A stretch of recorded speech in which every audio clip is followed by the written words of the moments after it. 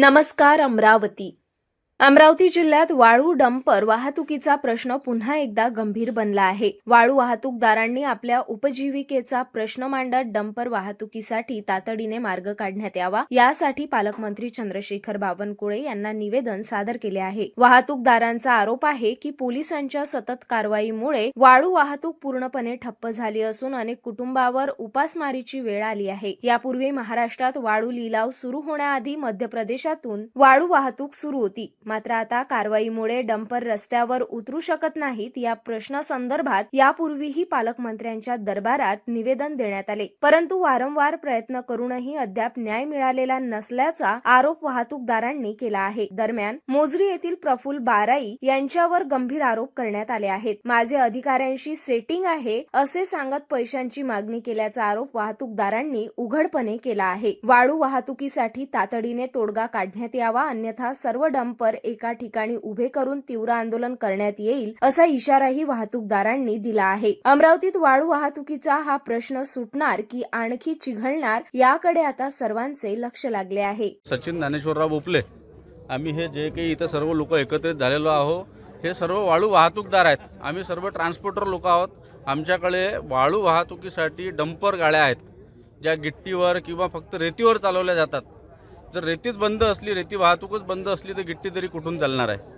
आमच्या सर्व गाड्या जवळपास 3-4 महिन्यापासून आम्ही जिल्हाधिकारी साहेब यांना निवेदन देऊन राहिलो आहे वारंवार।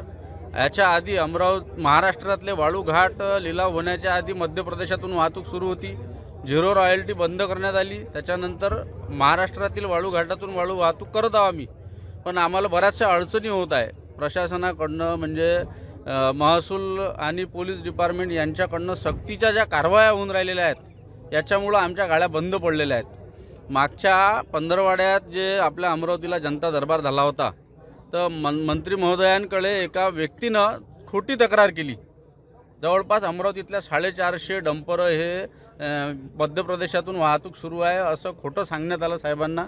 अमरावती जिल्ह्यात 125च्या वरती गाड्या नाही आहेत। समोरच्या व्यक्तीनं 450 डंपर सांगितले आणि मध्य प्रदेशातून वाहतूक करायला एकच मार्ग आहे, वरुड मोर्शी रोडनं। तिथे 2-2 टोल नाके लागलेले आहे। प्रत्येक टोल नाक्यावर आपण CCTV फुटेज पाहू शकतो का दिवसभरात किती गाड्यांची वाहतूक होते।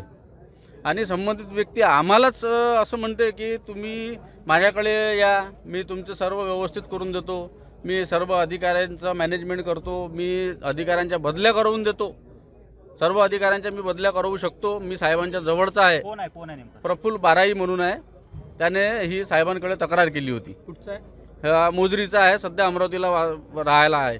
अमरावतीला साहेबांकडे काय मागणी होती? आमच्या सर्वांच्या गाड्या वाहतुकीसाठी आम्हाला योग्य तो मार्ग काढून द्यावा मंत्री महोदयांनी, कारण आमच्यावर सर्वांवर उपासमारीची वेळ आलेली आहे। तुमच्याकडे EMI थकीत आहे? काही EMI थकीत आहे, सर्वांचे EMI थकीत आहे। हे सर्व हे रोजगार हे वाळूच्या व्यवसायात आलेले आहेत। आता तुम्हाला आता इथं न्याय नाही भेटला तर पुढचं काय? आम्ही आता आंदोलन करणार। आम्हाला आमचे सर्व डंपर कुठेतरी नेऊन उभे करून द्यावं लागेल, कारण आम्ही आता आमच्या EMI सुद्धा भरू शकत नाही। आम्ही जवळपास 1 वर्ष झाला आहे जिल्हाधिकारी साहेबांकडे, खनिकर्म अधिकाऱ्यांकडे चक्रा मारून राहिलेलो आहे। पैशाची मागणी करते तो समोरचा व्यक्ती पैशाची डिमांड करून राहिला आहे। आम्हाला पैसे द्या म्हणते, तुम्ही तुमच्या सर्व गाड्या व्यवस्थित आम्ही चालू करून देतो।